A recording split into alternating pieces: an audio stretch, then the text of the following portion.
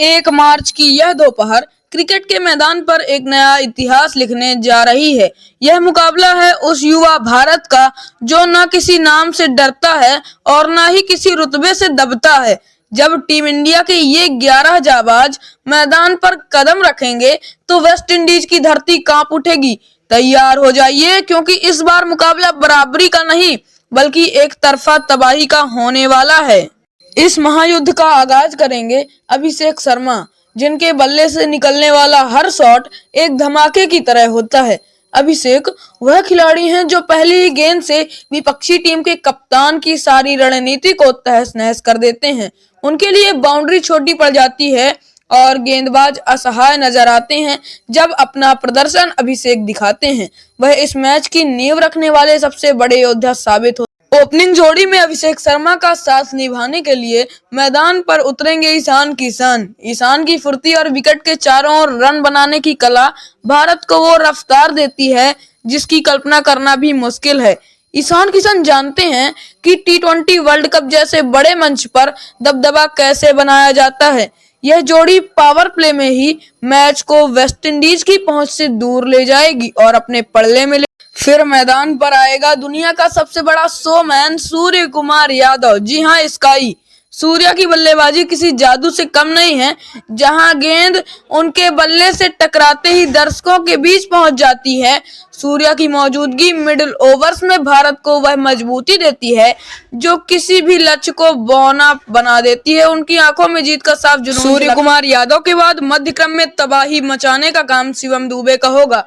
दुबे की सबसे बड़ी ताकत उनके लंबे लंबे छक्के हैं जो स्पिनरों के करियर के लिए खतरा बन जाते हैं। जब दुबे का बल्ला घूमता है तो वेस्ट इंडीज के बड़े से बड़े ऑलराउंडर भी गेंदबाजी करने से कतराने लगते हैं। वह टीम इंडिया के सबसे बड़े पावर हाउस हैं।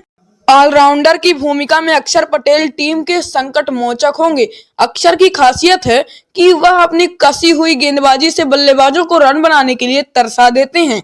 उनकी बॉलिंग में वो धार है जो वेस्ट इंडीज के बड़े हिटर्स को खामोश कर देगी। साथ ही निचले क्रम में उनकी बल्लेबाजी टीम के स्कोर को चांद तक पहुंचाने का दम रखती है।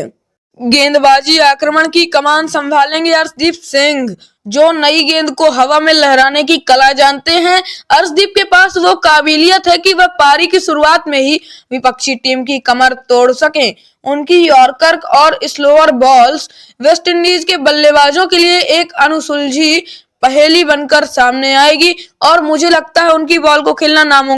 अर्शदीप सिंह का साथ देंगे मियां भाई। क्या आप जान गए कौन है मियां भाई? वही मियां भाई मोहम्मद सिराज। सिराज की रफ्तार और उनकी आक्रामकता मैदान पर खौफ का माहौल पैदा कर देती है। बिना किसी संकोच के सिराज अपनी सटीक लाइन लेंथ से स्टंप्स को हवा में उड़ाने के लिए तैयार हैं। उनका जोश पूरी टीम में एक नई ऊर्जा भर देता है। अब लोगों के मन में यह सवाल उछल रहे होंगे कि बुमराह को क्यों नहीं खिलाया जा रहा, सिराज को क्यों खिलाया जा रहा है। तो बता दूं, बुमराह की चोट लग गई है। बुमराह चोटिल हो गए हैं, जिस कारण से सिराज को उनकी जगह पर खिलाया गया। मिडिल ओवर्स में कुलदीप यादव की जादुई फिरकी का तमाशा देखने को मिलेगा। कुलदीप की कलाई का जादू आज भी दुनिया के लिए एक रहस्य है।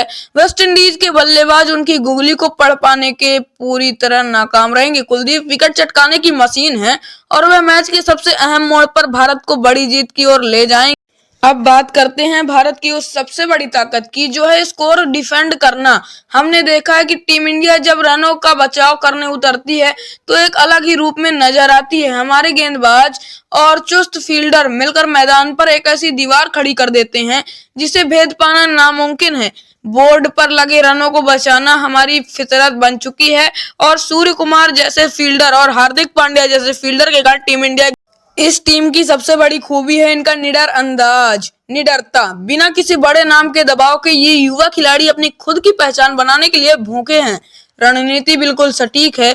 शुरुआत से ही हमलावर रहो और अपनी गेंदबाजी के दम पर विपक्षी टीम का गला घोंट दो। यह टीम इंडिया का नया चेहरा है जो सिर्फ और सिर्फ जीतना जानता है।